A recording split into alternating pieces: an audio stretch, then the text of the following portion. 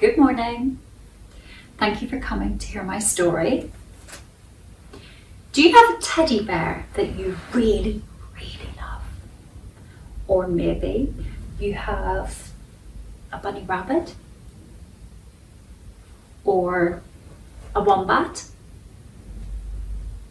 When I was a little girl, I had a hedgehog called Henry. This is him.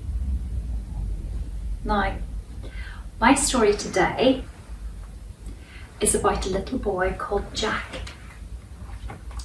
And Jack had a bear that he really, really loved.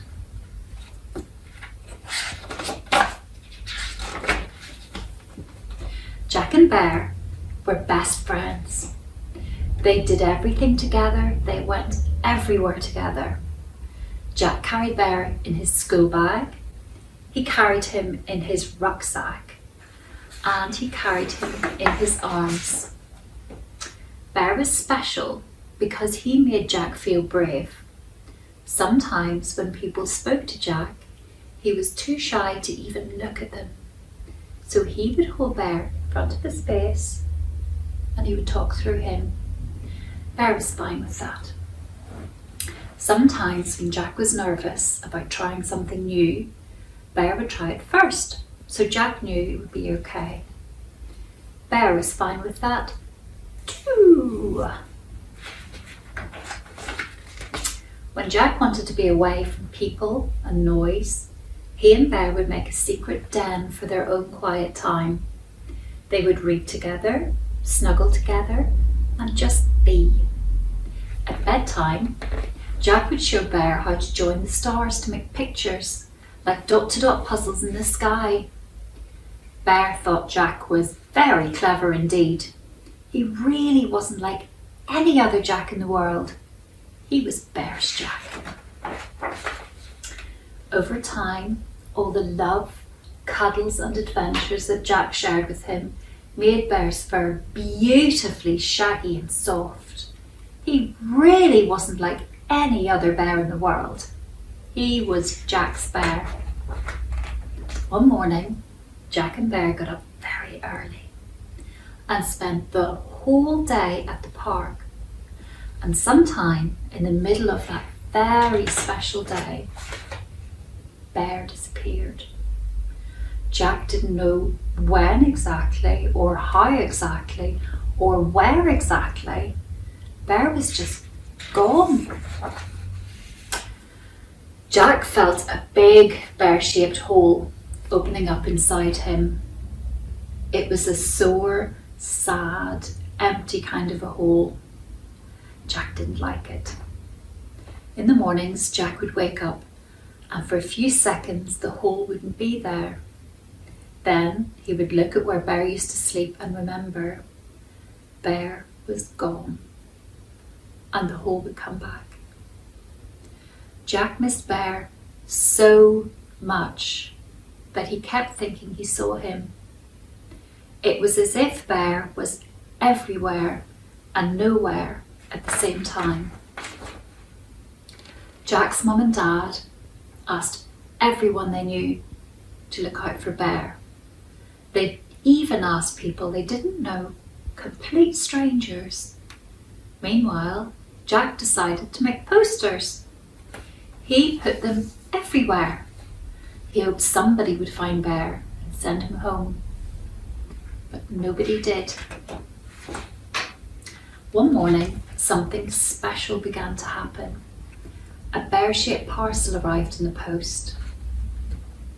Inside was a big, fluffy bear. It was a lovely bear, but it wasn't Bear.